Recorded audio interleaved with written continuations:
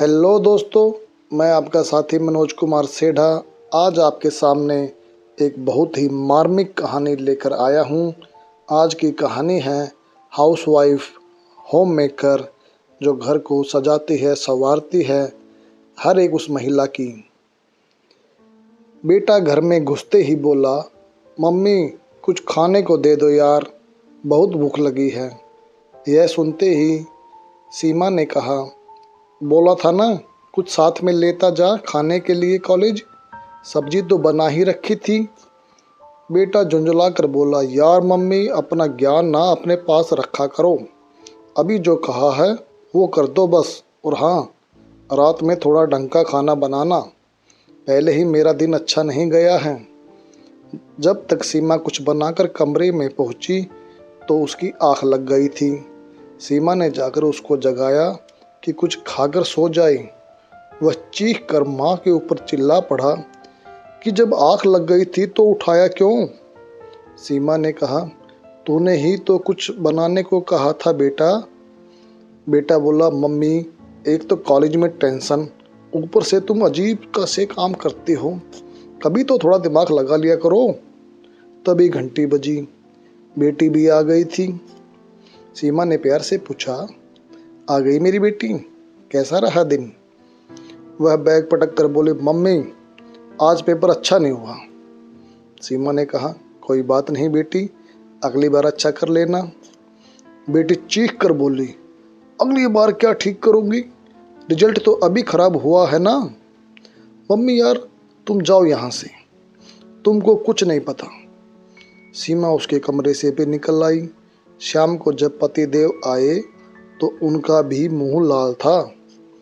थोड़ी बात करने की कोशिश की, उनकी परेशानी जानने की कोशिश करने लगी तो वह भी झल्ला कर बोले, यार मुझे अब तुम तंग न करो, मुझे अकेला छोड़ दो। पहले ही बॉस ने आज क्लास ले ली और अब तुम भी शुरू हो गई। सीमा जाने कितने वर्षों से यही सब सुनती आ रही थी।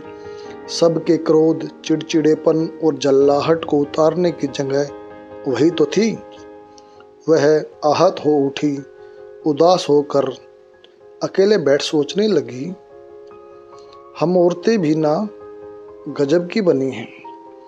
दुनिया की चिंता हमें रहती है मगर अपनी चिंता ही नहीं रहती। हमें अपनी ही इज्जत करवानी नहीं आती। सीमा ने सबको खाना खिलाया, फिर स्वयं खाने के बाद अपने कमरे में चली गई। उसने सबको अपना महत्व समझाने के लिए एक योजना तैयार कर ली। अगले दिन से किसी से भी कुछ भी पूछना कहना बंद कर दिया। जो जैसा कहता था वैसा उसका काम करके दे देती। पति आते तो चाय दे देती और अपने कमरे में चली जाती। किसी से भी पूछना ही बंद कर दिया कि दिन कैसा था। बेटा कॉलेज और बेटी स्कूल से आती तो रीता कुछ नहीं बोलती थी और ना कुछ पूछती। यह सिलसिला कुछ दिन चला और सप्ताह बीत गया।